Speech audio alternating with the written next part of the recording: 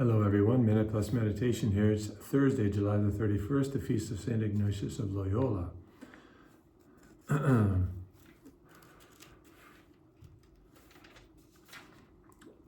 So from the first reading is taken from Exodus 40. Moses did everything just as the Lord had commanded him. He always did. That alone is something you and I can meditate on. Do we do what God asks of us? Do we live the commandments, try to live the Beatitudes, ask for His grace to do so? Then, so he took the covenant and put it into the ark. Covenant is the tablets. And then the cloud covered the tent of meeting, and the glory of the Lord filled the tabernacle. So not even Moses could go into it at this point. Whenever the cloud was taken up from the tabernacle, the Israelites would set out on each stage of the journey. But if the cloud was not taken up, they did not set out until that day it was taken up. So God has to teach them the hard way to trust Him. This is what's going on here. And they will only get enough manna for one day at a time, except on the day before the Sabbath. So God has to teach them over decades, literally decades. He made it easy for them. They basically threw it in His face. Now He's got to teach them over decades to trust Him as a Lord who provides for them. He's the only one who will provide for them, and not their cheap, demonic, false gods.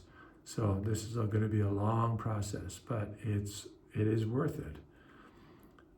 If God was willing to go through it, it's worth it. So to the Gospel, Matthew chapter 13, Jesus said to the crowds, "The kingdom of heaven is like a net that is thrown into the sea and caught fish of every kind. When it was full, they threw it ashore, sat down and put the good into baskets, but threw out the bad." This, of course, is an image of the final judgment. God wants everyone to be saved and come to the knowledge of truth, but not everyone will be saved. So Jesus indicates. But everyone will be taken up in the net. Everyone will have the opportunity for salvation. Everyone will be given the grace. Only God really knows how. A lot of people will receive enough grace in order to make the decision to be saved by Jesus Christ, because everyone has to go into heaven through Christ. Everyone has to accept Jesus as Lord at some point. So God will make this possible in some way, which doesn't in any way diminish the intensity of our efforts to go forth and proclaim the gospel and to offer baptism to everyone, because that's a supernatural infusion of grace. It makes it, quote unquote, easy if we're willing to cooperate. But God wants everyone to be saved. At some point, though, the good will be separated from the evil, and the sheep and the goats. You and I want every day to strive to be one of the sheep. Cooperate with all the grace God gives you every single day. God bless you.